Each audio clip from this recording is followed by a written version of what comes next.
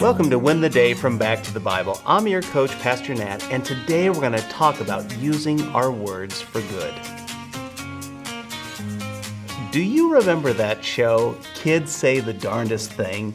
That show was hilarious because kids say exactly what they see or what they think.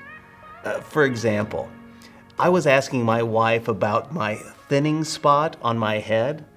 I said, "Hun, do you think this thinning spot here, do you think it's getting worse?" Well, my youngest son came over and said, "Dad, if it's bald, how can it go thinner?" You see, he doesn't know that I'm sensitive to this part of my hair. My hair is falling out. But he called it what it is. It's bald. You see, kids say many things without much harm because they're innocent with their words. But adults, not so much.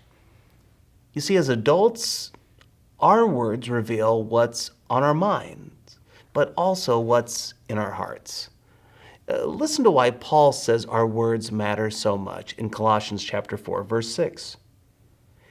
Let your conversation be gracious and attractive, so that you will have the right response for everyone. In case you forgot, yesterday we read that we should live wisely amongst unbelievers. We need to capitalize on each moment. We are to be a Christian in all areas of our life. Our private life should be the same as our public life. Our behavior should be the same in front of believers and non-believers. So Paul continues by saying our words need to be consistent as well. Paul says our conversation or words need to be gracious and attractive.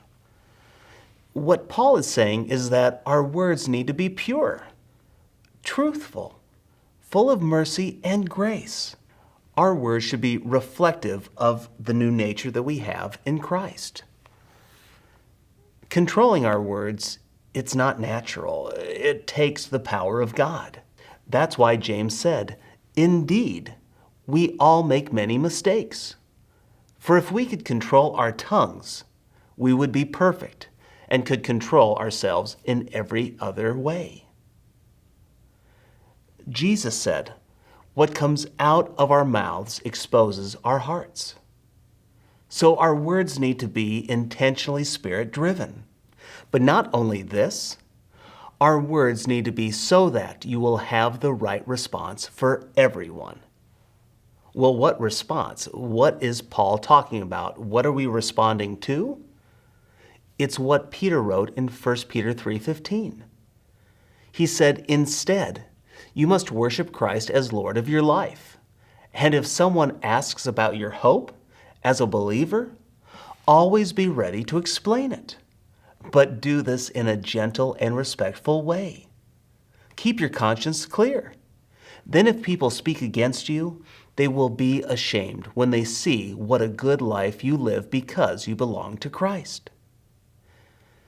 People are watching, and let me tell you, they are listening. Sometimes with wrong motives, but many times as observers to see what we believe and why we believe it. So our words need to be consistent with our new nature in Christ. So here's my challenge for you today.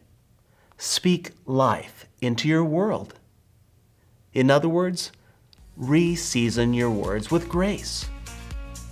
Chances are, because of the pandemic, politics, inflation, social media, or something else, your words have run wild.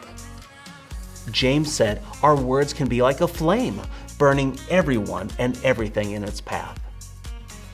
We need the Spirit of God to reclaim our tongue, to re-season it for God's kingdom.